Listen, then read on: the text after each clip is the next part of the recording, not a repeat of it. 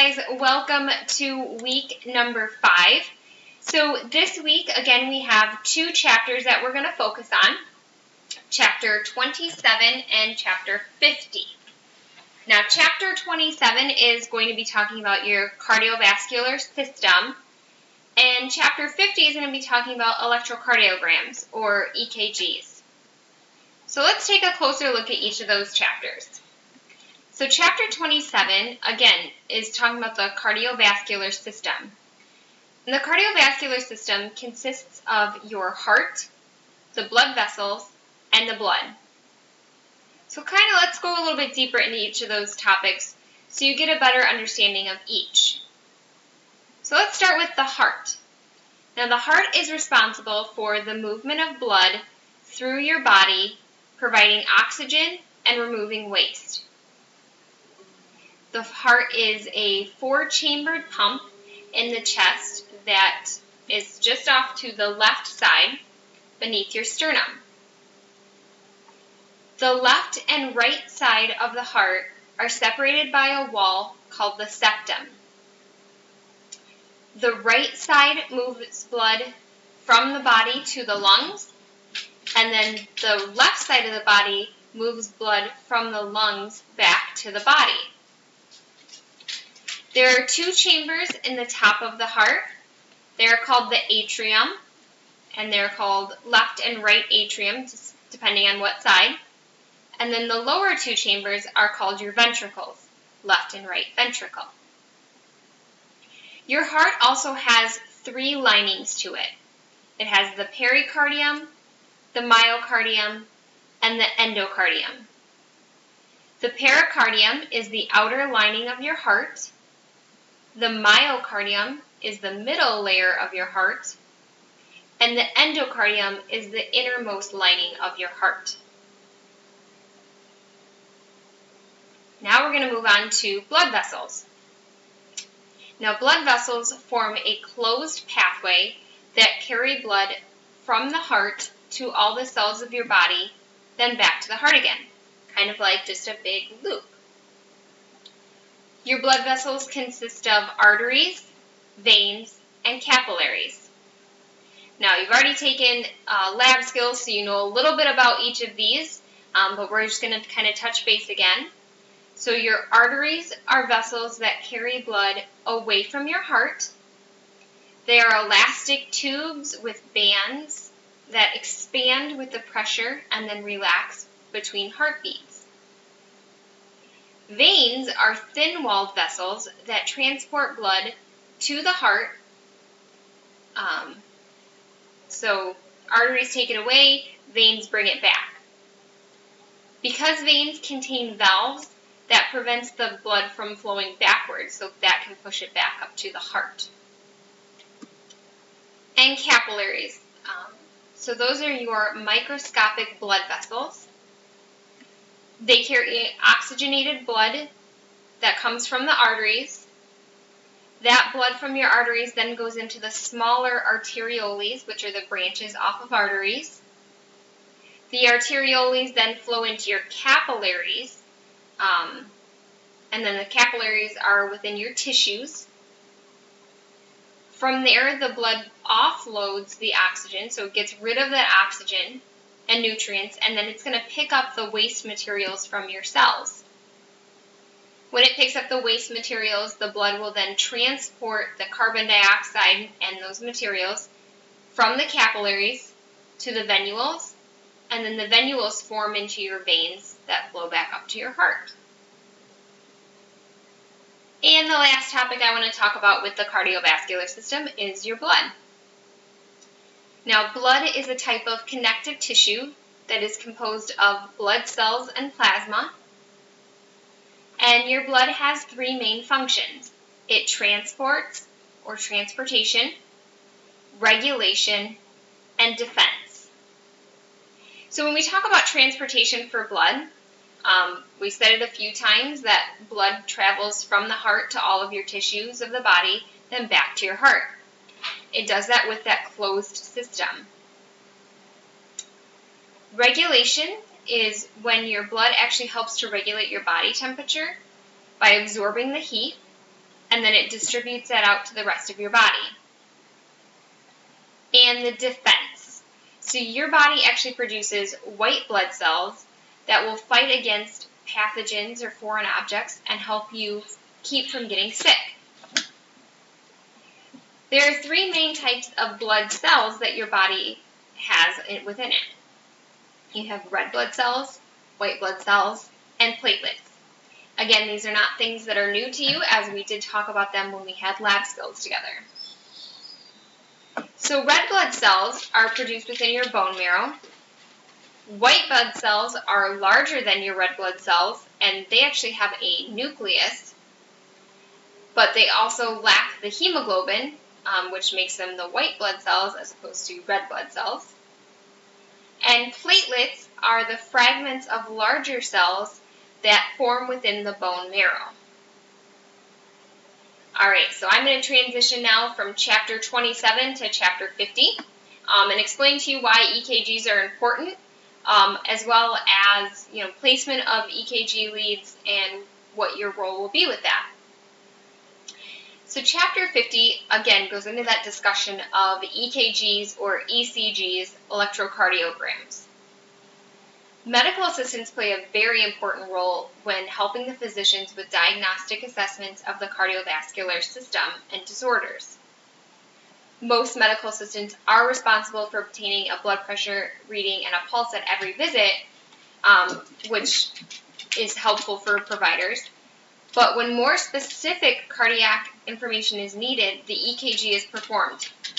This is a procedure that records the electrical changes in your heart. The EKG was invented by a man named Dr. Wilhelm Einthoven in 1903. And when you perform an EKG, the equipment senses an electrical charge, and it is recorded on a readout, either in an upward or a downward wave. So if you think about what a wave would actually look like, that's what shows up on an EKG. So that happens when your heart muscles produce that electrical charge, just like I said, and it is a result of a polarity. Now, this means that you have two separate poles within your heart. You have a positive and a negative, just like with everything. You have a positive and a negative. Those can also be referred to as depolarization and repolarization. The cycle of electrical impulses, so those depolarizations or repolarizations, or contraction and relaxation, actually represent one heartbeat. So the heart contracts and then it relaxes. Contracts and relaxes. A normal cardiac cycle is traced on an EKG in a set of P, QRS, T waves. The P wave will represent your atrial depolarization, so the top of the heart. The QRS complex represents the ventricular depolarization, bottom of the heart. And then your T wave represents repolarization, or the relaxation stage. The EKG machine records cardiac cycles through 10 different sensors that are placed on the patient's bare skin. The sensors will be placed on the arms, legs, and chest. The sensors, or the leads, are essentially sticky pads that will record those electrical impulses. If they are placed on the arms and the legs, they're labeled as RA, RL, LL, LA. Right arm, right leg, left arm. And they'll be on the outsides of the actual patient's arm and ankles. The chest leads contain the letter V and the numbers 1 through 6. So V1 is placed in the fourth intercostal space to the right of the sternum. V2 is placed in the fourth intercostal space to the left of the sternum. So they should be directly across from one another. Okay. V3 is placed midway between V2 and V4. So if you actually take it down, it should be right about here. And V4 is then placed in the fifth intercostal space, about midway between the mid-clavicular line. So if you find your clavicle, go midway down. and then take it down to the 5th intercostal space. V5 is placed in the anterior axillary fold in the 4th fold in line with the V4, so right here.